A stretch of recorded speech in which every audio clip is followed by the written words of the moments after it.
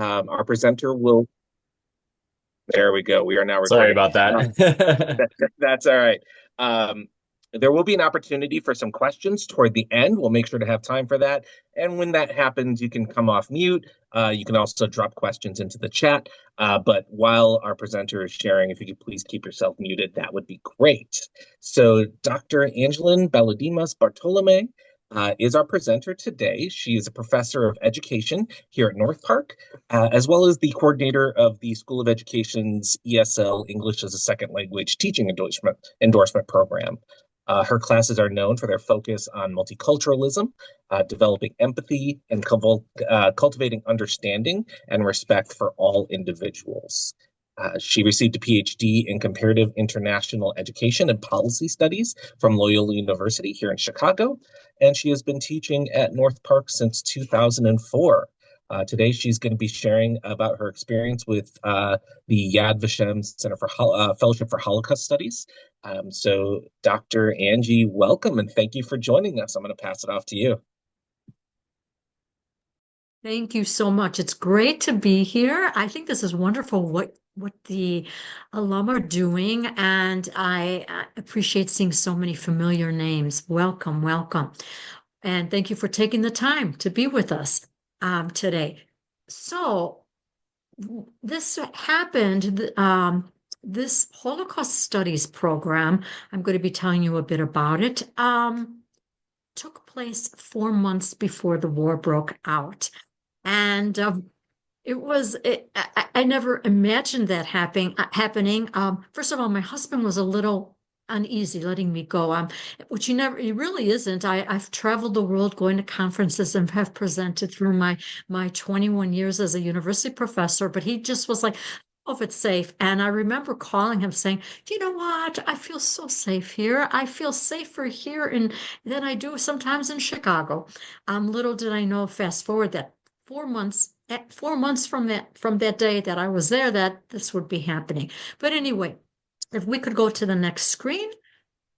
I'm not controlling it. Very good. So it's named after Alan Cornell, he himself, his parents were Holocaust survivors, and he was born.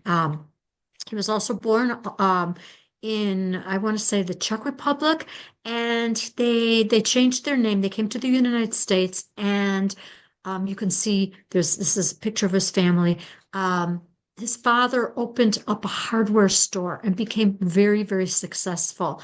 And being grateful for the luck, for being saved, first of all, for his parents escaping the Holocaust and coming to the United States, he became very, very involved in many Jewish organizations. And when he passed away right before COVID, you can see there, right during the COVID time, I should say, April 16, 2020, his family, one of the big memorials, one of the places that they'd said that they would give money to was Yad Vashem. And it was agreed that for 10 years, they would bring educators, all paid, everything paid for 10 days to Yad Vashem. Next slide, please. I'll show you a little bit more. So they actually came after me because in the past, I had done several studies on Holocaust education. I'm of Greek origin. I lived in Greece, and I was always interested in the Greek Jews. And probably you'll say Greek Jews, there's such a thing. We had the third largest community wiped out during the Holocaust. So it was something that I did a lot of research on. And I also did comparative studies on Holocaust education throughout the world. So Yad Vashem knew of me and they sent me this and they said, you might want to apply to this. And I did. Very quickly, I was very excited to do this. I have to also thank my former dean, Becky Nelson, who is here. And if I could see you, I would hug you, kiss you, somebody I love and respect very, very much.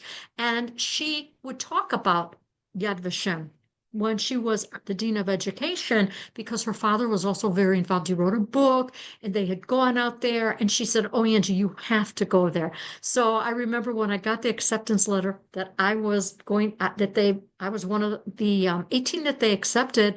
I said, okay, I reached out to her and she said, it would be such a memory.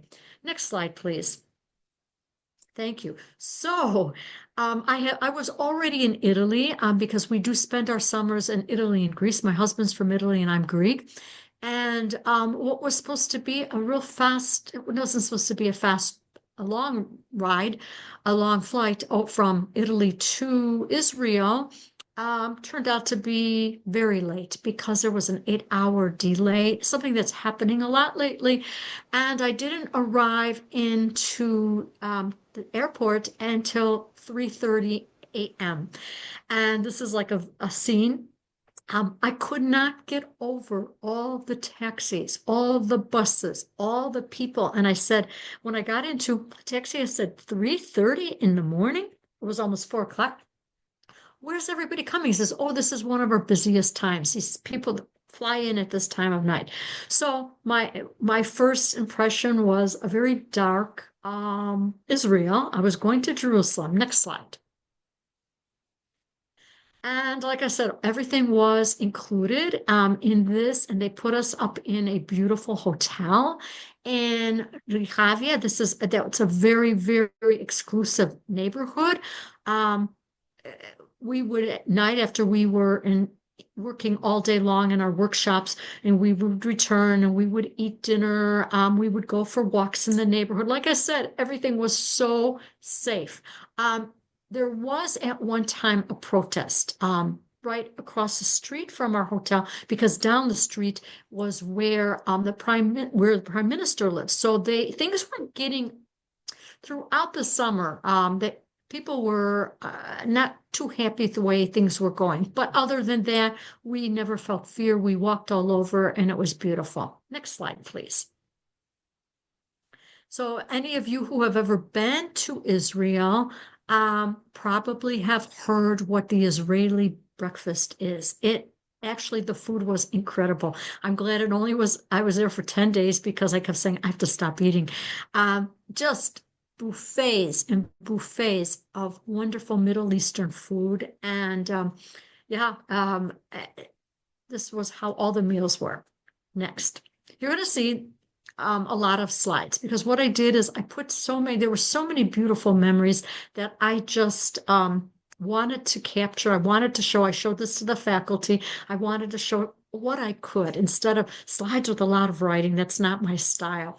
So, okay, the next day the buses would pick us up and they would bring us we were in Jerusalem. It wasn't far to Yad Vashem. These are pictures. It's just a beautiful, beautiful campus, memorial, and some of you I'm sure have gone there. Next slide. Okay, so this was our classroom. Like I said, we were about 18 professors, and they selected professors from across the United States. They weren't just professors that were teaching about the Holocaust. We had to have some connection with the Holocaust. For me, it was all the studies I had done. I also do teach it in my methods class, how I tell my students how you would teach it with ESL students, how some of the challenges we would have, not only with the language, depending the country they came from, depending if their country really acknowledged the Holocaust, because as we know, there's some countries that in one of my studies that I did in a comparative study of Holocaust education throughout the world, some teachers, this was their biggest complaint, saying, my students come from countries where they say, number one, we don't care to hear about that, or this didn't happen. So you have to understand this. But going back to who my colleagues were for 10 days, we had political scientists, we had university professors who were maybe in Holocaust studies, we had all kinds. They weren't just teaching Holocaust. Somewhere they had some connection. And we would have, as I'll be showing you, wonderful guest speakers. We would have, we would be taken on tours. I'll show you all that too. We can go to the next slide. Here we are. I have several professors, several of our moderators in here that were teaching us wonderful themes, really, really wonderful themes. And we really worked a lot. We would be picked up 8:30 in the morning. We wouldn't get back to about 7:30, 6:37. We'd eat dinner. We'd go out for a fast walk, and then we'd come back and we would collapse. But everything was just like A plus. I was just so impressed with everything. Next slide. Okay, and here you can see some of the various themes, what we were studying about. Of course, Zionism, the Jews before the Holocaust. We started off there because many people think that anti-Semitism came like during the Holocaust. That's not true. If we look even, in history, the Jews were being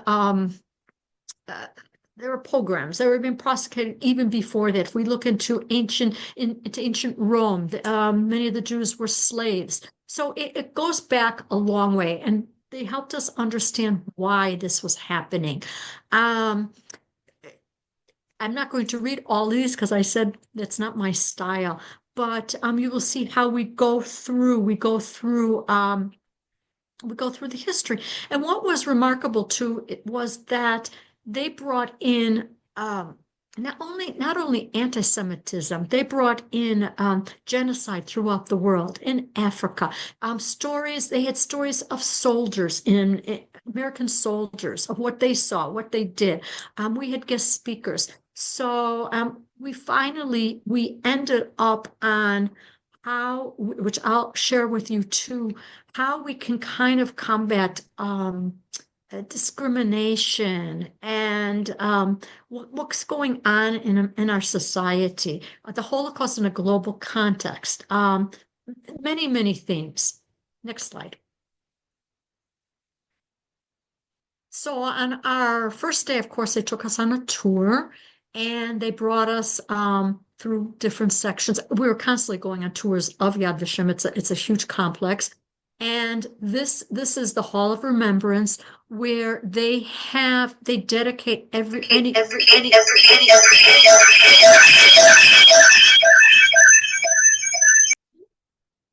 don't know how that was, what happened there. I'm sorry. And not on my end. I don't know what happened. Sometimes we get interference, but they put everywhere there was a concentration camp where the Holocaust was occurring, and told the story of, when dignitaries come, definitely they come here, they make speeches, and it was you'll see there are many remarkable memorials there, many sad memorials, and yes, we can next slide.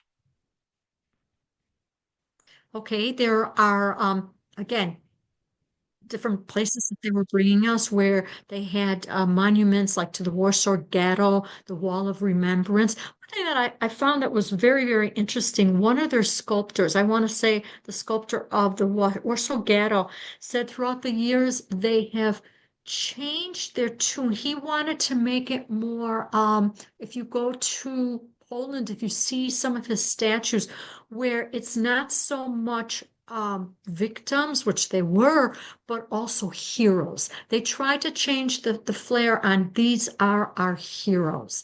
They had, again, you could see in the corner where the cattle car is, that was a real cattle car that took, that they brought there and they put on tracks, and that was an original cattle car that had brought people to one of the concentration camps. Next slide. Again, the monument to the children, which I would say, for those of you who have gone there, when you go into the monument, and I remember my doctor saying, you will never forget this when you go into this place of all the poor children that lost their lives. Next. And again, this is a memorial to victims. And it was very touching because you go in and actually you go in and it's pitch black, and as they say a name, they show the picture. I want to say that was for the children. Again, very, very, very tragic. These were our leaders. We had fabulous leaders. Sarah was, of course, of Jewish descent and from London. Had a beautiful English accent. And at one point, she and her husband decided to make their aliyah. That's where they decide to return and live in Israel. And she's been at Yad Vashem for a number of years. Our other one was Rocco, and he was from Italy, as you can see, Rocco Giansante, and he was also of Jewish descent, and he and his wife made their aliyah, and they moved they moved to Italy, to Israel, excuse me. Next slide. Other wonderful presenters that we had. We didn't just stay in the classroom. We would go all over. We would go into the lady at the far right corner. That was the art museum. There were the archives. We learned so much. I still have my notes. I have like such a thick notebook of the notes that I was taking when I was there. Next slide. This was very, very touching. These two elderly people are Holocaust survivors. And the one woman, Rana, and she's holding her book. She wrote a book, a daughter of many mothers. Her story was incredible because she was a Holocaust survivor. How she survived, they dressed her up as a boy, number one. And she managed to escape. Her father was taken away. Her mother was killed. She was adopted by somebody. That mother ended up dying of cancer. She was adopted by somebody else. She came to the United States. She went back to Israel, and she opens up her house and talks about her experiences. And so she invited us to her house in the lovely neighborhood that we were staying, and was so kind by giving us sweets and drinks, and she was just lovely. And the other man, he was from the Czech Republic, and he was a Holocaust survivor. And for those of you who know anything about Holocaust survivors, there aren't that many of them left. And they're doing a very good job of recording them. And so that, because here in the United States, for example, I know of my own children, Holocaust survivors would go in their school and tell their story. But now, as they're dying, they're not around, at least they're going out of their way to make videos of all of them. Okay, next slide, please. So beside the fact that we were students, they entertained us. And one of the first places they brought us was Jerusalem by night and at the Tower of David, and it was phenomenal. And it went through all the history of Israel. And again, this was one thing I felt very fortunate. I know my church takes groups to, they haven't recently because of the war, but for many years they were taking groups, and I'm sure they'll continue to Israel to visit churches and of course the Holy Land. And there's many groups going, but what I felt we were so fortunate, we went to so many different types of places. It wasn't just strictly religious. It was like, this was historical. We'll go to the next slide. Okay, now we're walking through the old city, and they would provide wonderful guides that took us all around Jerusalem. Next slide. And one of the trips was Masada that they brought us to. Now, what was very interesting, Ibrahim, you can see from his name, he was Arab. He was an Israeli Arab, and citizenship there. One thing that I really, really appreciated was how they all got along so well. And when he would take us on, he brought us here, it was a Shabbat. So evidently we couldn't have a Jewish guide. We had to have an Arab guide. And he and several others they would take us to these beautiful places and they'd say, look around. This land belongs to three people. It belongs to the Jews, it belongs to the Arabs, and it belongs to the Christians. This is the problem, that it belongs to three people, and I'm afraid in our lifetime we'll never see peace. And this is, mind you, 4 months right before the war broke out. But for anybody, it's complicated. I'm still learning. I'm still reading books on what exactly has happened in this land and why we're at the problems that we are encountering, everything that's going on. Next slide, please. Okay, they also took us on the same day. Then we went to the Dead Sea, which was phenomenal. We got to go in and put the mud on us, and we're told, not to we were reading up, we really don't shave before you go on and drink lots of water. And it was just incredible. Very hot. The water was warm. It was a wonderful experience. Fast forward.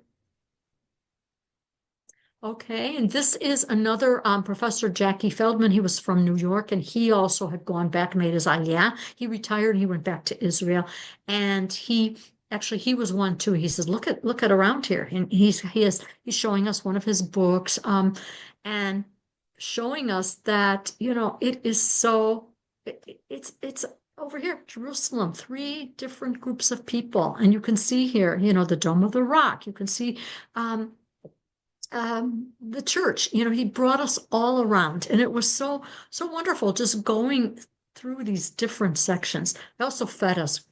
Whenever we had a field trip, here was a great kebab sandwich, and yeah, it was wonderful. Next slide. Okay, around the old city, and we went to the wall, and we went to the we were, of course, being women, we're in the women's section, and it was so wonderful to put your prayer or into the wall, and just to watch everything that was going on. So in one day we would be just so immersed in so many different religions, and 3 different religions, 3 different cultures, languages. I loved walking down the street, listening to these different languages, trying to say, okay, this is Hebrew right now. Okay, this is Arabic. It was lovely. Next slide. Okay, for we Christians, this is a very, very, very sacred place, and they brought us to this too, and we got to walk around. I actually wanted to go back on one of my days. We didn't really have that much time off. That was the problem. Everything was close by to our hotel that I could have really run over, but we didn't have that much time. Okay, next. Okay, again, walking through our neighborhood. I thought I loved the picture in the middle of, this was like a library, and you have the worm coming out of the book. You see here one of the very popular synagogues. Next. This was another beautiful section, and along the wall there were all these mosaics that our cameras were constantly out. As you can see, I'm sharing so many pictures with you. Next. Okay, so you can't be in Jerusalem without going to the market, and there were a few there, and this is the one big one that we went to, and it was just fabulous. You can see we say in Greek lukumadas, in Turkish and in Arabic it's lukum, the sweets, the fruit, the nuts, and so many places they'd have samples and they would be giving it to you, and so this was one thing that we fit in one of our evenings. It was really, really nice. We had a group of well, women, we would go out, and then the men seemed to go do their thing. They would go out too. And we just knew that after dinner, okay, let's just meet at in the lobby because we're going to go. We discussed where should we go today. If it wasn't a place that we had gone with on one of our tours, we found places to go. Next slide. Now, this was, if I would say, if did I ever have a fear? It was probably going here. This was Samaria. This is the West Bank. And first of all, let me tell you that they would not bring us anywhere that they considered unsafe. We had to sign a paper and they said, we are only bringing you places that we, at the time, that we feel are safe. And if you dare to go off on your own, you must tell us where you are going, but we are not responsible, and you have to sign these papers. So this was one of the settlements that this is an organization called Roots. Very, very incredible. You see, this man was a rabbi from New York who came over, who made his aliyah, came to Israel, and met the man at the corner, down in the left at the corner in the yellow shirt, and he is Palestinian. And they kind of had an awkward moment where he said, "Oh my goodness, I'm with a Palestinian," and this man said, "Oh, I'm with, a Jewish man," and they got to talking, and they formed this organization. It's throughout the world. It's called Roots. And what they do, I'm sure right now it's caught with, I get newsletters from them. They're trying to make peace. Up until the war, what they were doing is they would have like weekly, they'd organize to bring from the settlement where Jews are living and Palestinians are living, bring them together and try to break the barrier. They'd have things for children going on. They'd have things for women going on. They'd have cooking. They'd have, you name it, music, so that what these people considered the others became familiar to them. Okay. Why did I say that I had fear here? Well, number one, we could only go here with a bodyguard. And if you saw, I'm very short. I'm like 5'2", and I think our bodyguard was my height or maybe even shorter. And I made a comment to one of the professors. I said, "This is our bodyguard." And she said, "Oh, no, I think I said it to one of her leaders. You wouldn't be surprised the training that these bodyguards have to go through." And he was carrying a backpack, and you wouldn't imagine what's in his backpack. I said, "Oh, okay." As we're talking, you can see it was a very poor, poor place. We're sitting, and there's this wall behind where this bus is parked at the very top. And the wall was quite high, but above the wall, you can almost see it. Above the wall, there's like all these tires, one tire, another tire, and I happened to ask one of the leaders, I said, "What's with the tires?" And they said, "Oh, this is just, this is extra protection. If somebody tries to, break down the wall or what, I don't know, ram into the wall, it's extra protection." In order to get here, we had to go through security on the road, and they would look at, of course, our bus had the correct license plates on. There's different color license plates. You saw people lined up. If they were not allowed into the section, they could not go in. They'd have to park their car, they'd have to come, they'd have to show identification. So it was about the only time where I really sensed, oh, there is danger over here. Next slide, please. Okay, and then they brought us to, again, everything free and included, the beautiful Israeli Art Museum, where just beautiful, just so much there. I think on the next slide, we had the scroll. No, I didn't put it in there. I'm sorry. The scrolls were there. And these are one of our last days. They brought us to Tel Aviv because we were staying in Jerusalem. And we went to different organizations. We went to a refugee place. and listened to refugees that had come from different countries that they were helping out.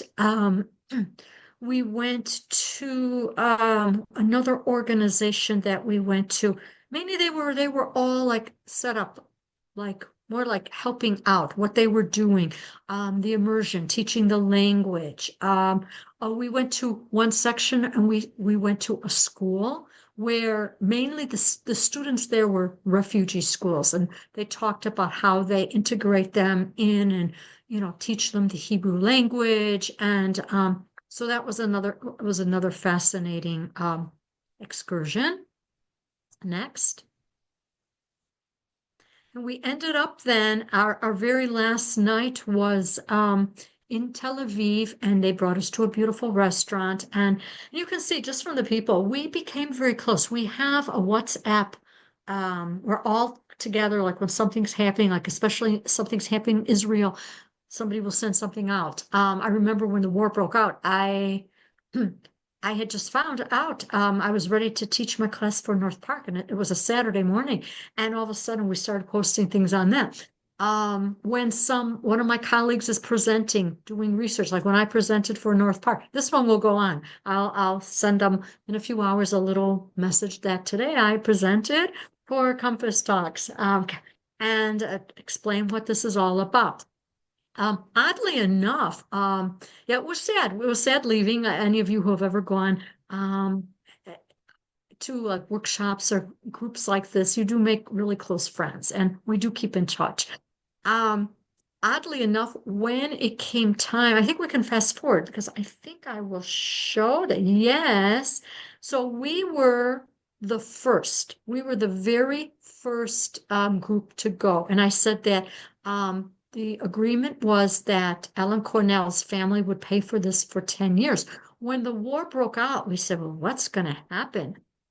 Well, they're already, now this should be their fourth one. No, this is for the third one. This is the third one. They're advertising. They even brought out educators last year with the war going on. Of course, they had to watch where they took them, what they did, and they said that it was really, really, they said completely different than your group. Because our group, we were carefree. Their group came, and there were many issues going on with, we know everything going on across campuses, and they had a different dialogue altogether. One thing that we did do, you'll see these meetings, we were required, before we were accepted, oh, I didn't say that too. Before I was accepted, I had 2 Zoom meetings, and they interviewed me. Really, really, some intensive questions. And once we found out that, we were chosen, they got us all together, introduced us, and then we had to make a presentation on what we do, who we are, what our studies, our Holocaust studies were about. Then they had to meet with us 6 months afterwards. And then finally, our last one was in September. We were really sad because we would look forward to these 6-month meetings. And they said, well, we're not required anymore to have these meetings. If you really want one, we could arrange one. And so we've kept in touch. Like I said, more so on WhatsApp. WhatsApp, some people are on Facebook, but WhatsApp, everybody will share, if they've written a book or what they're doing. Okay, the next 2 slides are something that I presented to North Park. The only slides that don't have pictures. And combating anti-Semitism, different definitions of different organizations of what they feel anti-Semitism is. You can see the American Jewish community, the anti-hate organizations. These aren't just Jewish organizations. They're all organizations that are that are the ADL, anti-hate organization. Next slide, please. UNESCO has stepped in and given suggestions on how you deal with anti-Semitism, discrimination. I know right now, even talking to some of our adjuncts at North Park University. I talked to one last year who taught history, and I said, and he teaches about the Holocaust. I said, it must be hard. He says, this is probably the hardest year I've ever had teaching the theme because of everything going on. And we know, we read in newspapers, it's almost like we're divided in this country on even the war in Israel, so it's a very touchy situation.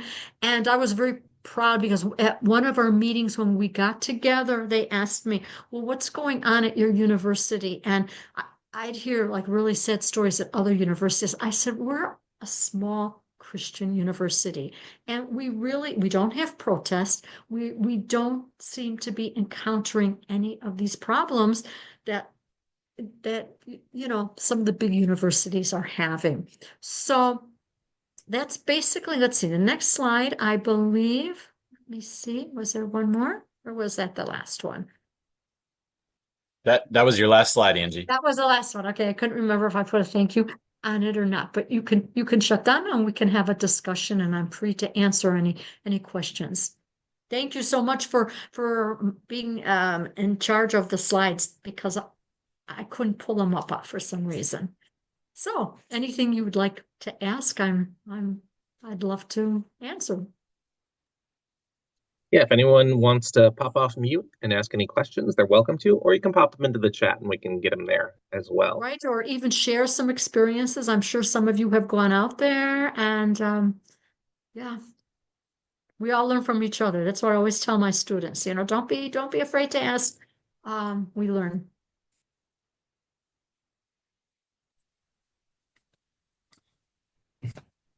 This is Mark Plant. Okay, Mark. Can you hear me? I had wondered if you had more stories you could tell about Yad Vashem itself. Oh, certainly. Oh my goodness, there are so many. I don't know where to begin. Honestly, a beautiful place. Super qualified people that are working there. Incredible. And like our leaders were saying, we don't get paid a lot here, but we do it out of love. And many times, interesting too, visitors. You see, we would be somewhere and it'd say, we have to change the route right now because a dignitary is coming, and you would see a limousine coming in with a flag from another country. Very, very well.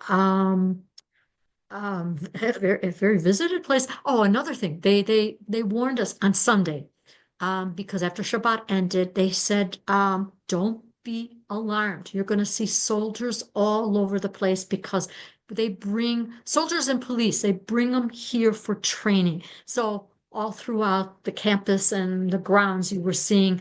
I can't tell you how many women soldiers, because in Israel, women do go into the army. It's required, and walking around, with their guns. And but just a beautiful. You can actually, if you haven't gone there, there's so many beautiful YouTubes, websites that just take you through the whole grounds. I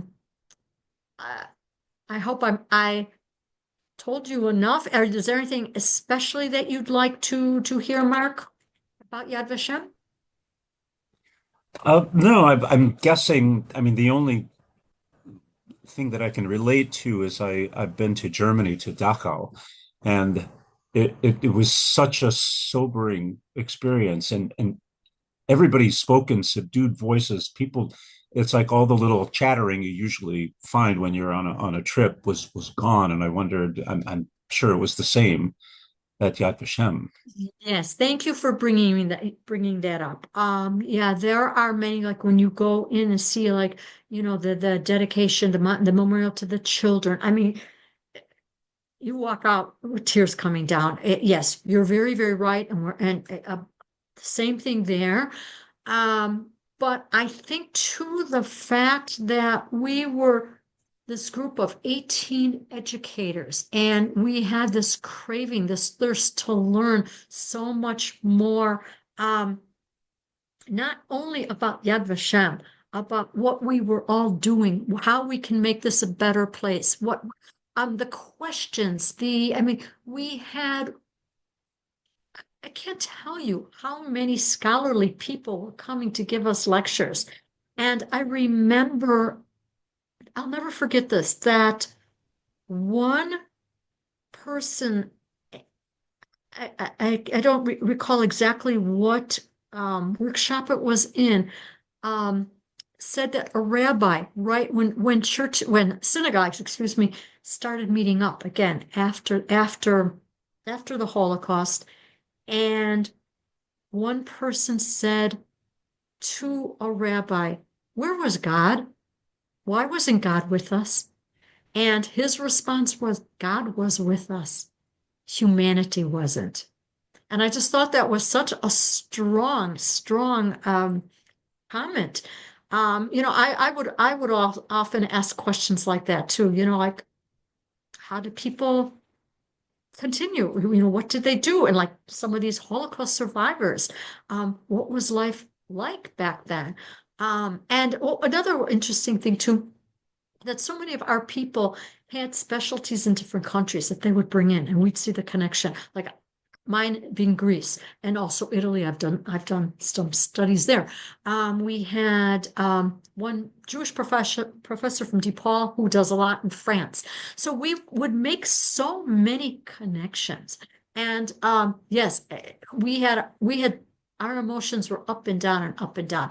But somehow they were so skilled at bringing out the best of everything that go forward, just go forward, and we'll never let this happen again. And then today, unfortunately, one thing that through our chats and with our leaders, that they post how many every one of them, like the one I said came from England, she has children who have been grandchildren who have been serving in the army right now with everything going on. Everybody has a story today. Like I said, I can only imagine how different the workshops are, the fellowships are now that this war has been going on. Angie, this is Becky. Oh, my Becky, how I love this lady and respect her so much. Yes. Thank you so much for your presentation and for the passionate way that you shared Yad Vashem and places in Israel. It is a critical thing for us to be reminded of this so that we don't forget what's gone on. We must keep that front and center, even as we live in the world that we're in now. I remember being in Yad Vashem years ago and being touched by the Hall of Children. Am I right about this, that there was one candle and then there were mirrors so that the one candle represented thousands of children's deaths, the children who died? Right. And they would say a name and a candle would come out. This is what I was talking about. And this is the one thing that people kept warning me about. You will not believe it. And you walk in and it's completely dark and you're being very careful not to fall. And then all of a sudden you're like, oh my goodness. Yes.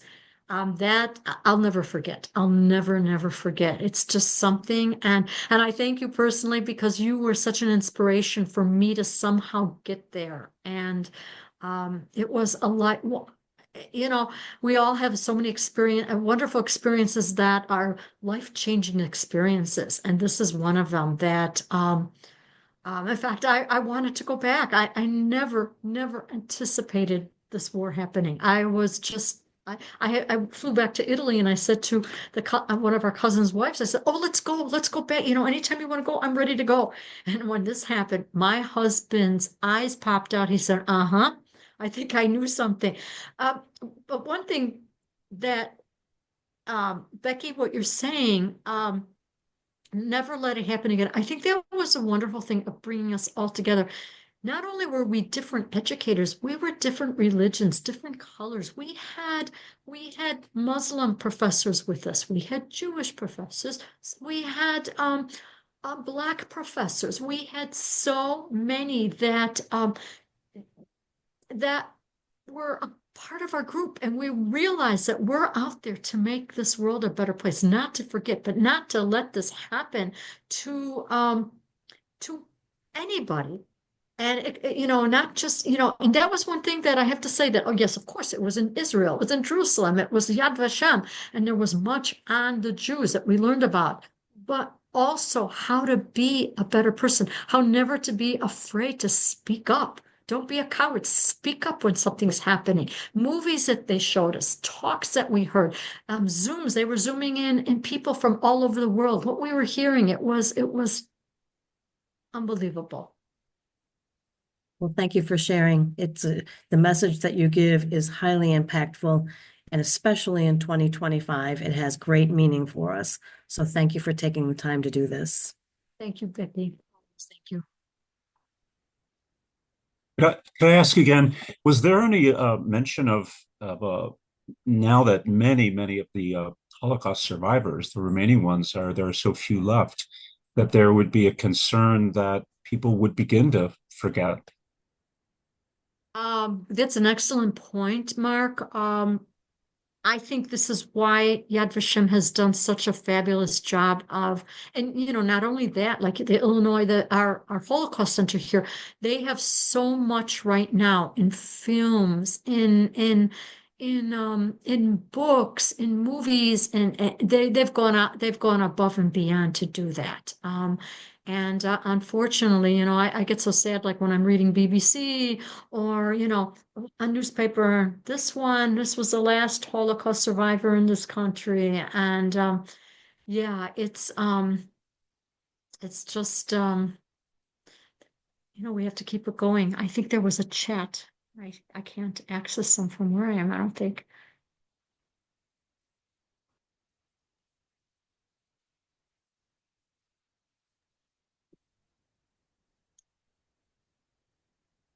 Last chance for maybe one more question. I think there's something in the chats, but I'm not finding the chat on my screen. So maybe you could look, because I saw chat pop up, but maybe somebody wrote something and I could answer there's that. just a comment about a desire to remember what's happening now, and specifically Palestinian children and the suffering that's happening among them. Absolutely. And that was a wonderful thing. That was a wonderful point. That was the great thing of going to the West, when they took us, to the West Bank, and we were with, Palestinians and Israelis, and you could see there was empathy and love over there. And that's what they were trying to do. I was really, really very happy the other day. My PhD was on multiculturalism and foreign language textbooks in Greece and Italy and the United States. And so I'm really into examining textbooks. And one Arab country, was it Jordan? I have to look in my file, because I copied that article because I want to look more into it, is the first Arab country that has devoted in their textbooks a theme on anti-Semitism.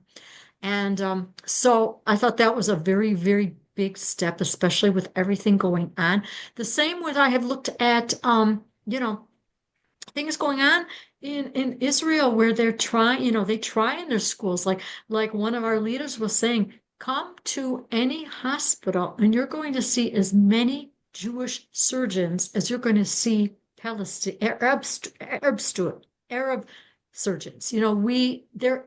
They don't, especially living in Jerusalem, the ones who have taken on Israeli citizenship, they've accepted this. It's going beyond that's the problem. And we'll see what's going to happen in the world today. We don't know. Well, I want to thank you, Dr. Angie, for joining us today as well. Thank you. Yeah, thank you so much for sharing your experiences.